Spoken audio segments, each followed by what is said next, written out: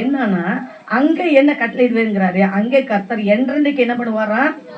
இப்படிப்பட்ட ஒரு மனதோடு அன்போடு பரிசுத்த இருதயத்தோடு இணைந்து நடக்கிற சகோதர சகோதரர்களுக்கு கர்த்தர் என்ன கட்டளையிடுவேங்கிறாருங்க? என்ன கட்டளையிடுவேங்கிறாருங்க?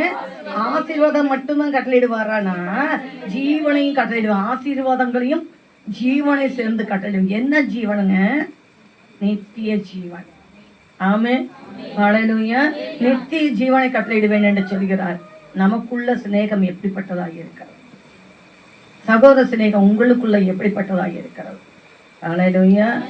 ஹல்லேலூயா. சபைக்கு நேராக நடத்தக்கூடியதா இருக்கிறதா? பரலோகத்துக்கு நேராக நடத்தக்கூடியதா இருக்கா?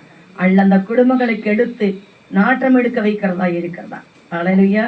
கெட்டுங்கிற வாசனை கெடுக்கக்கூடியதா இருக்கிறதா? யோசித்து பாருங்க. ஹல்லேலூயா. உங்க பிள்ளைகள் நல்வழியில் நடத்தக்கூடியதா இருக்கிறதா? ஹல்லேலூயா.